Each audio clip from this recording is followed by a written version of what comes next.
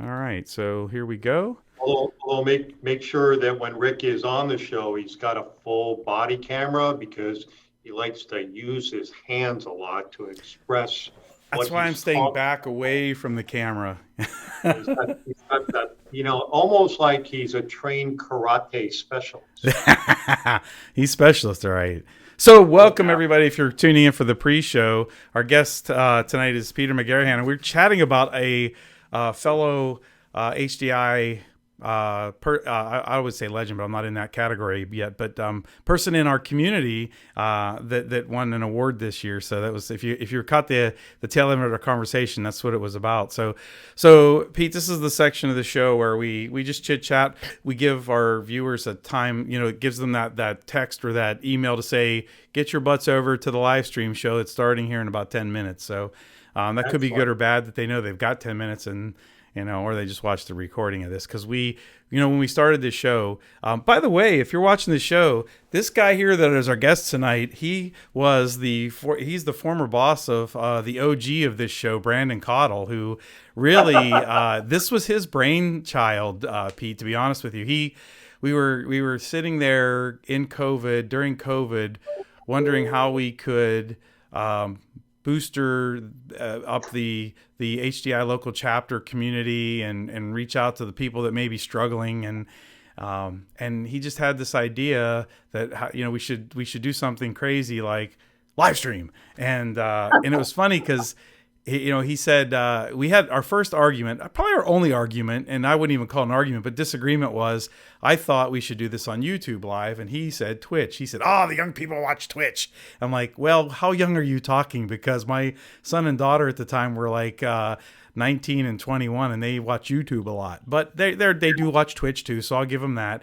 And so we compromised, and we said we'll stream live on Twitch and we'll rebroadcast on YouTube. So that's kind of neat. Good, But good. Brandon, this That's was excellent. his like baby before he stepped back for a while from HDI and gave us this. Well, one of the best hires that I've ever made here at First American was to bring Brandon on the team. He was living somewhere else, I forget where, and we made a good deal for him to come and join the team with Mary and Brad and some of the other, kind of team members and leadership members. And I would say, two things about Brandon. One is he's very creative and he's very innovative and very passionate. And the second thing is more from my perspective, never argue with Brandon.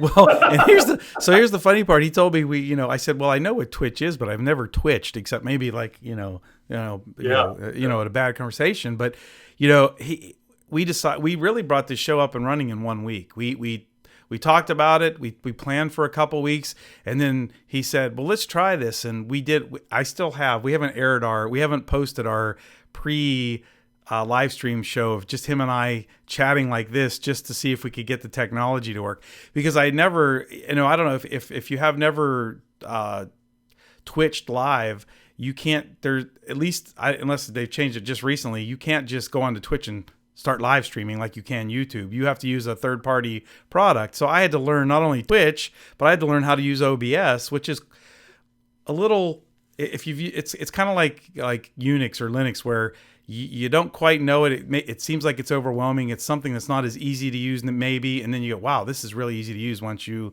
start using it. So we basically did this in 1 week, learned how to use OBS, learned how to use Twitch, and just went with it. So well, we're that's on our great. second season.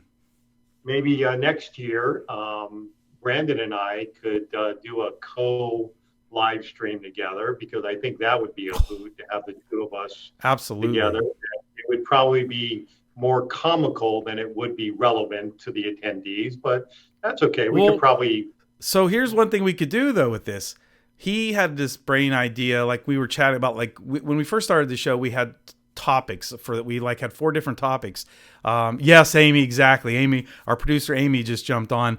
We had what we called a SmackDown, where we would have like the first one was with Doug Raybold and a coworker of his. They were doing a SmackDown on iPhone versus Android, and then we've had a couple here and there. So it Yeah, would that's really be great. cool because it's supposed to That would be be. like debatey-ish, but fun, not like lashing out at each other. And you guys would be great on that because Brandon has the total spirit of that.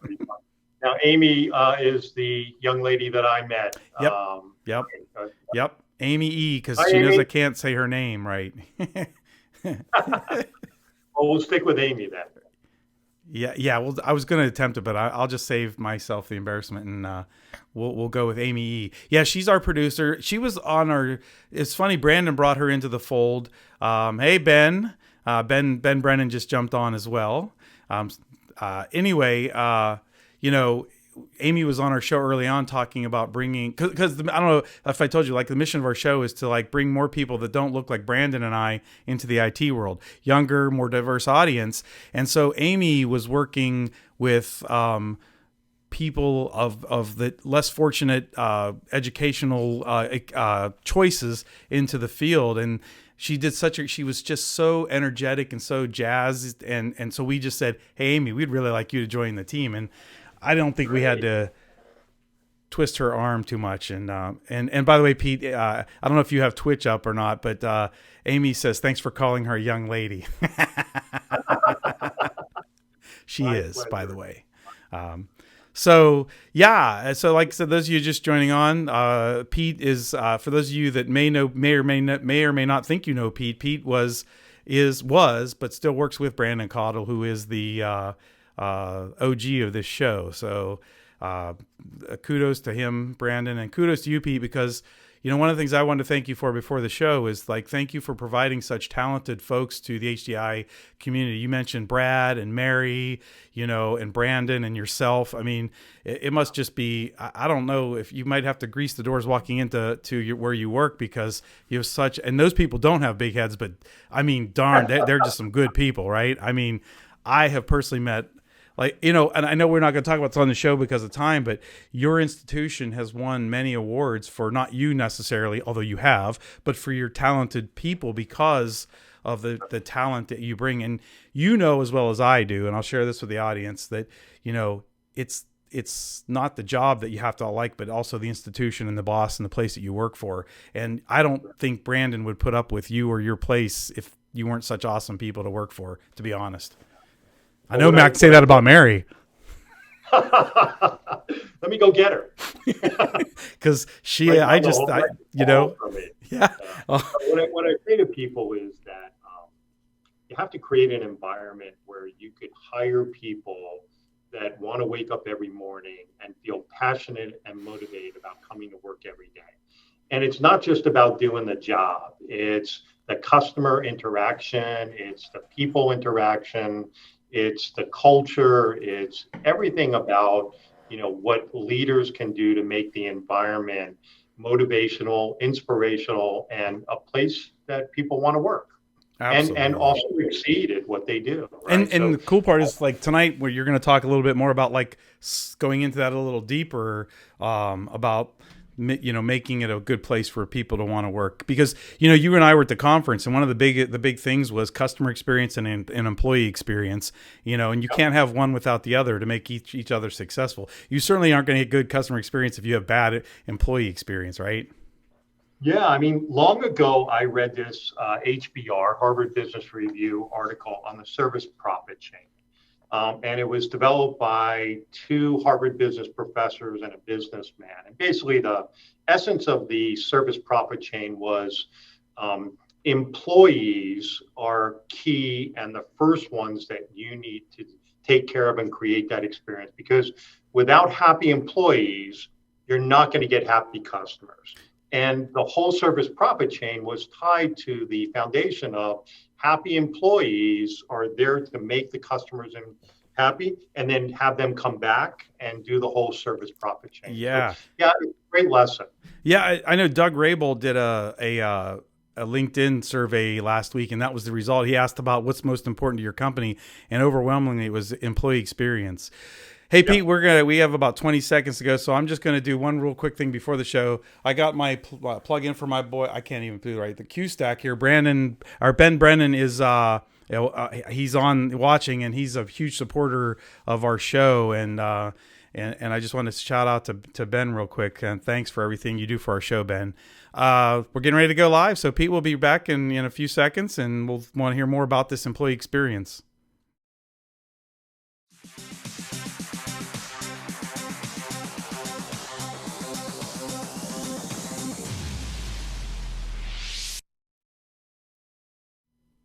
Welcome, everyone, to our weekly episode of HDI Local Chapters live stream.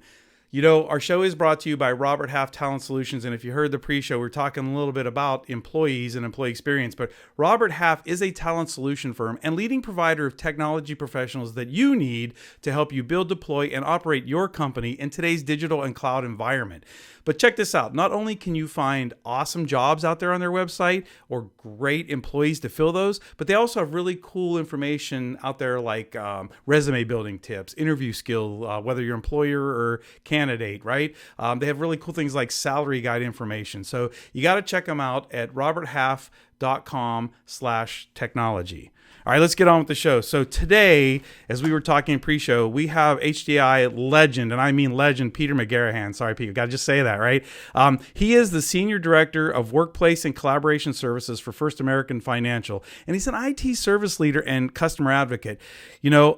Pete was presented in 2020 with the Lifetime Achievement Award from HDI because he's viewed as an industry expert, a thought leader in global IT service management strategy, structure, people, processes, and tools, and he has given so much to this community that he has earned that award many times over, right? He is passionate about sharing his lessons learned and his career experiences through published articles, presenting at industry conferences around the world, and being on this humble show. So we are honored to have him on our show. And by the way, I love this. So Pete's wife, Melissa, my wife's Melissa, that's a good name for a wife, right? Son Connor and daughter Kaylee live in Yorba Linda, California. Now, we said how much of a rock star Pete is, but he's also a rock and roll enthusiast and enjoys jamming on his drums when time permits. So, Pete, here's the thing. Next time you and I are at a conference with Patrick and the Las Vegas band, I'm going to have my friend Patrick have you up on stage to do a jam set and maybe make fun of Kirk a little bit for one of those things, right? Your pleasure wouldn't be jamming. It would be making fun of Kirk. That's right. Yeah. So, Pete, we talked about on the pre-show about, employee experience. And even, I'm finding it in the institution I work in now, how hard it is to attract candidates for jobs. So what's on your mind about this whole thing with employee experience? Sure. Well, what's on my mind right now about employee experience is that service leaders need to think about, where we've been 3 years prior and what kind of the norm was in having people work in the same environment, the same center, the same office building. And then 2.5 to 3 years of working from home to protect us against COVID. And now kind of the next step, the hybrid work mode. And I think service leaders need to consider this situation and going forward, how does that really impact their service strategy? How does it impact, what they do from a people, process, tools, and, kind of a roadmap of continuous improvement, but more importantly around the people. We need as service leaders to figure out how do we best serve our team members in the hybrid work mode. And I just wrote an article that was published in HDI about successfully transitioning to the hybrid work mode. And it asks service leaders to consider all that's important to the employee, right? Their mental health, their work situation, their family situation, their career, their experience, how far they live away from the building. And we as employers need to be careful about what we mandate to our team members right now, because the environment, the job market environment is pretty open. It's very competitive. So what you have is almost like a perfect storm right now. And service leaders need to think about what their strategy is for how to support their employees in a hybrid work mode and how they're going to use that to attract the talent that they need to continue doing what they do. Yeah, Pete, and you said a lot of good key things there because, one of the things I was thinking when I read your article was, it came to me because I'm in an environment now where we don't permit work from home unless, I mean, if you get COVID or Right. something like that, it's mandatory to work from home for a few days. But other than that, you have to come into the office. And I personally am finding a hard time attracting employees to the point of I have been looking for like a network engineer for 8 months now, and I can't find one because they have to come all the way down to where my employer is. But one of the things I was thinking, this happened to me this week with a few of my staff, and I do have some autonomy to say, yeah, you can work from home, but it has to be by permission, not by hybrid environment, right? But things like this, like one person had a doctor's appointment, and Pete, like it's anybody that's lived in this COVID and post COVID environment knows that it's hard to go to a business and get like you go to a restaurant and you go, I'm waiting in line for 10 minutes and half the restaurant's open, but they don't have enough staff, right? So my folks, like when they go to make a health appointment, they're kind of restricted by the availability of the doctors. Or in this case, I had a guy that simply needed to get new tires on his car, and he had to make an appointment. It was for 9 o'clock this morning. He had to work. You have to work from home to be able to do that, right? No, it's that and so much more, right? So Yeah. as a family man, you might have parents that are aging that you need to care for, and it's a serious situation. There's just so many, I think, deltas that have changed in the last 3 years that have made people rethink the priorities of who they are Exactly. and how they work. Yeah, and you're exactly right. And that's what I'm saying. I think I'm finding a hard time finding these people because there's places like where you're at that are more, that make it a more attractive, environment. And one of the things I wanted to say about, expand a little bit on what you said was in your article, you write about, hold on, I have it right here. I highlighted it. This is an office workspace that will motivate our team members to come back and work. So you mentioned in the article a little bit about your company's remodeling to make it more enticing. So tell us a little bit about that. So it was a kind of like a 15-month project that I got brought into about 13 months ago when the person running the project left the company, and somebody said, "Oh, by the way, Pete, this is your project now." And I'm like, "Thank you very much." And I really had to learn about kind of what the modern workplace is, what the components are, what the new, I guess, the new workspace looks like. So I did a lot of research on it, and we worked with our facilities department and a furniture and equipment provider. And we got a lot of feedback from our executives. We got a lot of feedback from our managers and team members. And basically what we did was we converted a very old building in the old cubicle style and office style and meeting room style. And about a month ago, we opened up, had our grand opening ceremony where we gave a virtual tour, an executive tour, had a big, kind of party and celebration. And we have about 320 shared workspaces that have sit down, stand up desk on it, 2 monitors, a hub in the back that you plug your laptop into. And we have a booking Nice. and reserving system. So you could book a workspace or a meeting room through your mobile app. And basically, it's you come to work when you want to come to work. You get the space that you need to work in the environment you need to work on. We have meeting personas with different technology equipment like the Teams room and Surface hubs that allow for collaboration, innovation, and Wow. things like that. A great break room, lunch room. We have a playroom with games. It's very cool. So next time I come out and visit Brandon, I got to stop by the office and see what it looks Most like. definitely, and Tom will even buy you lunch. Oh man, that's awesome. No, cool. Yeah. So, we're talking about, and I apologize, Pete. We could do probably at least an hour show on this stuff, but Let me just go back one thing, Tom, about the reason why we did it was we believe that in the hybrid mode and coming back to work, nobody was incented or motivated to come back to the old workspace. yeah, And that we needed to kind of create an environment that would inspire and incent and motivate people to come back to work when they wanted to come to work and work in a way that, kind of fit their new work mode. And that's why we created this whole modern workplace.